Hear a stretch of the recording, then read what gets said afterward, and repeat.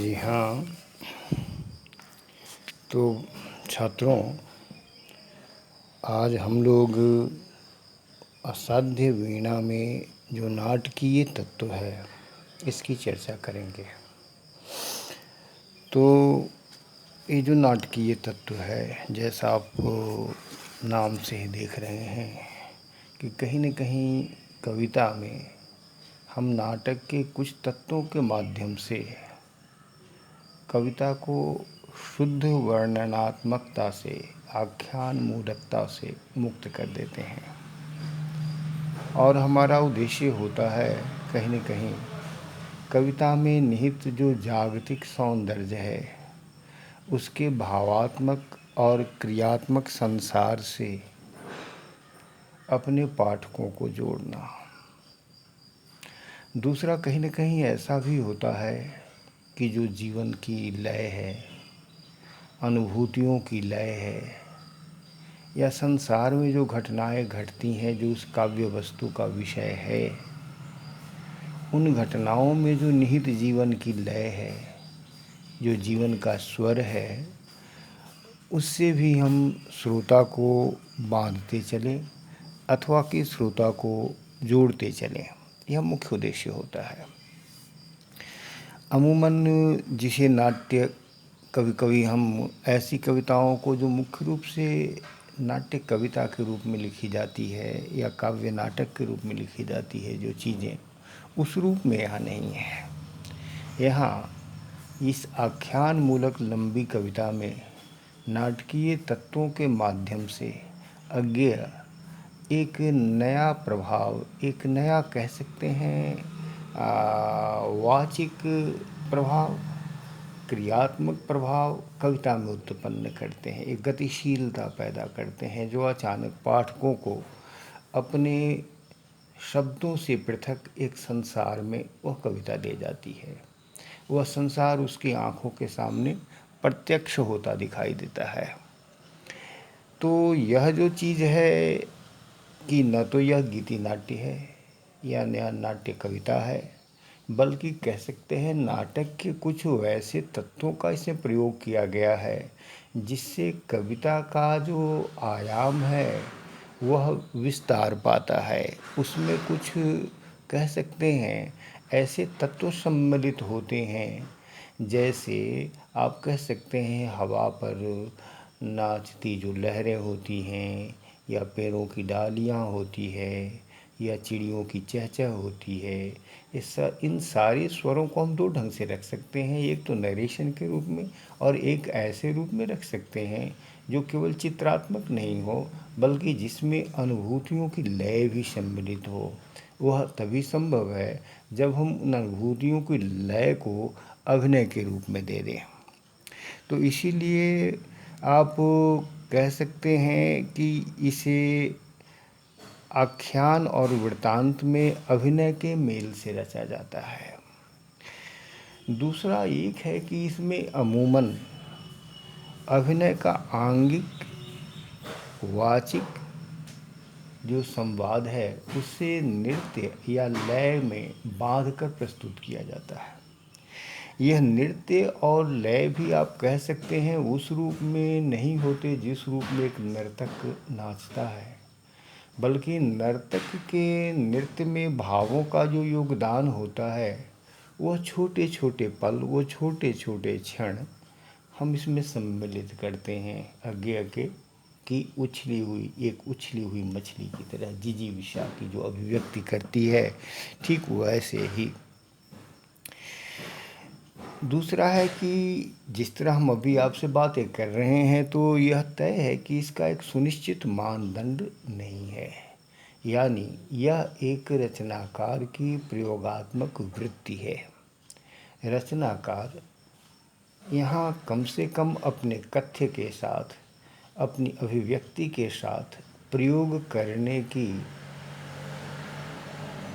कल्पना कर सकता है, प्रयोग करने की संभावनाओं को उस हद तक देख सकता है जिस हद तक वह प्रयोग उसके कथ्य को नूतनतम आयाम दे। ऐसे आयाम जो शब्दों की सीमा से निकलकर पाठक या श्रोता या दर्शक के अनुभूति संसार में सीधे अनुभवात्मक रूप में पहुंच जाए।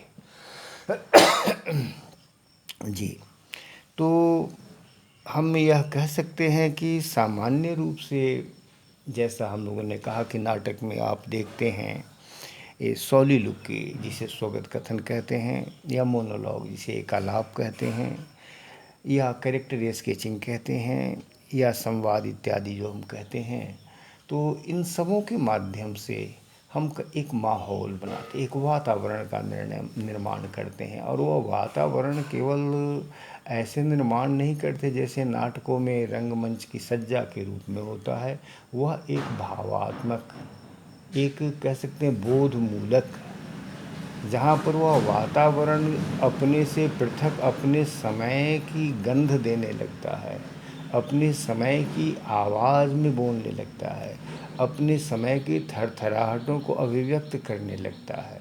तो इस तरह आप देखते हैं कि अज्ञेय ने इस कविता में आंतरिक छंद वृत्तों का प्रयोग करते हुए, जब हम आंतरिक छंद वृत्त कहते हैं तो निश्चित रूप से वह पारंपरिक छंद वृत्तों से पृथक होता है। यहाँ भी हम कह सकते हैं कि रचनाकार अपने भावों के अनुकूल, जो उनके भावों को अधिक से अधिक जीवंत, अधिक से अधिक क्रियाशील, अधिक से अधिक जीवन के चटख रंगों से युक्त करके जीवन के करीब ला दे, श्रोता या भावकों के जो इंद्रिय बोध की सामान्य प्रचलित पद्धतियां हैं, सिद्ध पद्धतियां हैं, उन सिद्ध पद्धतियों को संस्पर्श करने लगे, वहाँ तक उसे पहुँचा देना हम कहते हैं इनका उद्देश्य होता है। तो यहाँ हम कहेंगे कि आप देख सकते हैं इस कविता के आरंभ में, इस कविता के आरंभ में आप देख सकते हैं कि अज्ञेय ने जो ही कहा, आ गए प्रियंबद केश कंबली गुफा गे, राजा ने आसन दिया कहा कृत कृत्य हुआ मैं तात, पधारे आप भरोसा है अब मुझको, साध आज मेरे जीवन की पूरी होगी।